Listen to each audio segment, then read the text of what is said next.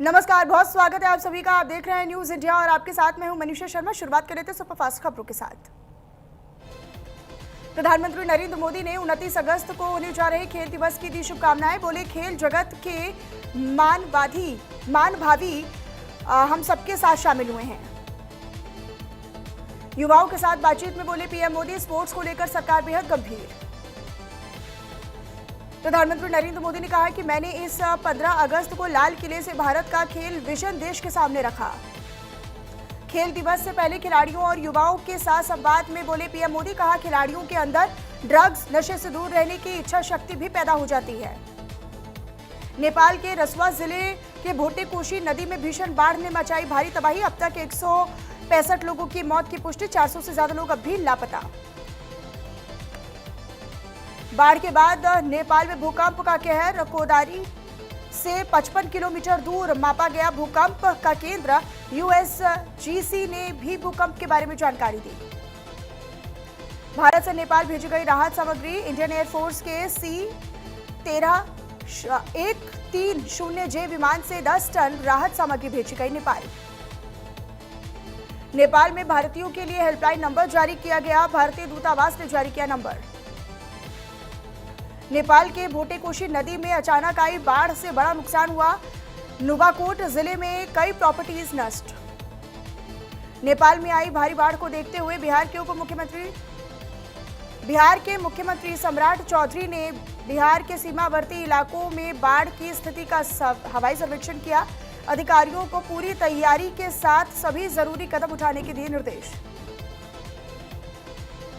नेपाल में बाढ़ के बाद गंडक नदी पर निरीक्षण के लिए पहुंचे बिहार के मुख्यमंत्री सम्राट चौधरी, कहा अब स्थिति सामान्य हो रही है। नेपाल में अचानक आई बाढ़ पर बोले आईजी एनडीआरएफ नरेंद्र सिंह बुंदेला, कहा सीडब्ल्यूसी पानी के प्रवाह पर नजर रख रही है।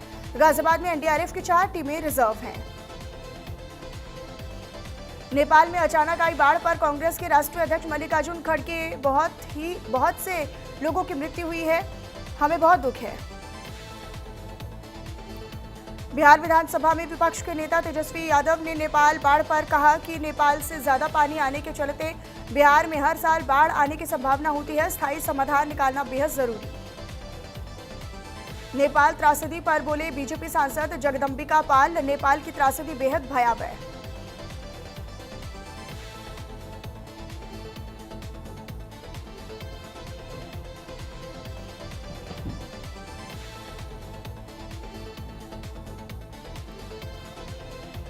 केंद्रीय गृह मंत्री अमित शाह का गुजरात का दौरा। आज कई अहम कार्यक्रमों में ले रहे हिस्सा। ओलंपिक गुजरात विद्यापीठ के 72वें दीक्षांत समारोह में भी शामिल।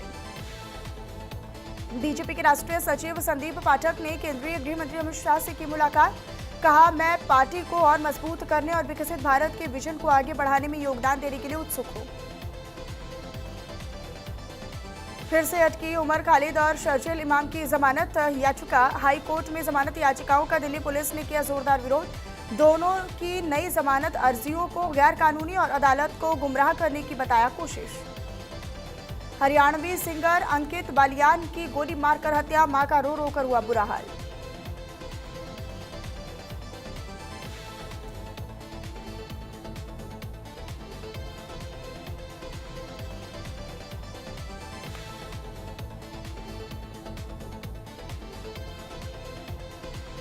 हरियाणा के गोगी गैंग ने ली अंकित बालियान की हत्या की जिम्मेदारी। सोशल मीडिया पोस्ट में लिखा, अंकित ग्रुप के दुश्मनों का साथ दे रहा था।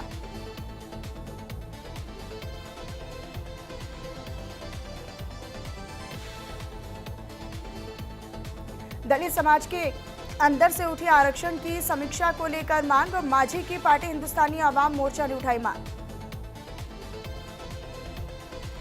दिल्ली के तिलक नगर में 21 साल की लड़की की चाकू मारकर हत्या। सीसीटीवी फुटेज खंगालकर फरार आरोपी की तलाश में जुटी पुलिस। छत्तीसगढ़ मुख्यमंत्री विष्णुदेव साय का जशपुर का दौरा। आज कैसाई में करेंगे विकास कार्यों का लोकार्पण और भूमि पूजन।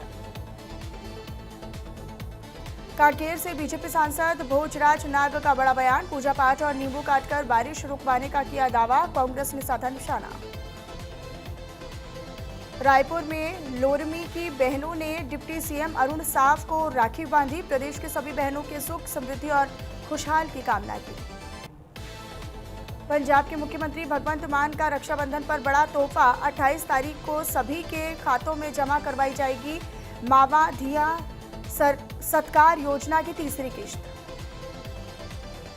रोहतक के एमटीयू में कैंटीन में बैठे बीजेपी नेता के मंडल अध्यक्ष के बेटे के साथ हुई मारपीट।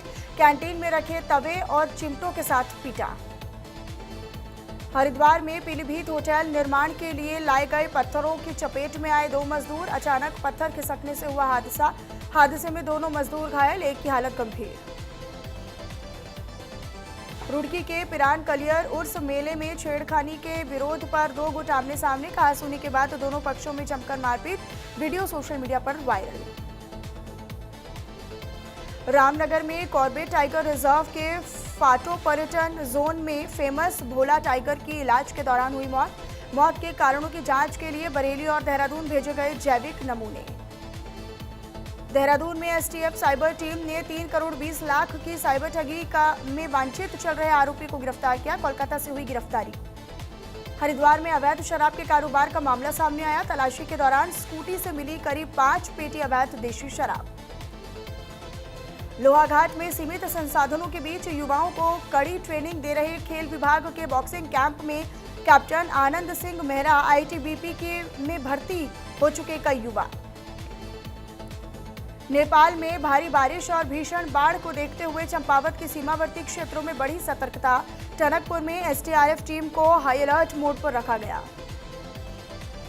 यूपी के महाराजगंज में दिखा नेपाल बाढ़ का असर। नारायणी नदी में बढ़ा जल स्तर। नदी में पहुंचा 14,000 क्यूसेक पानी।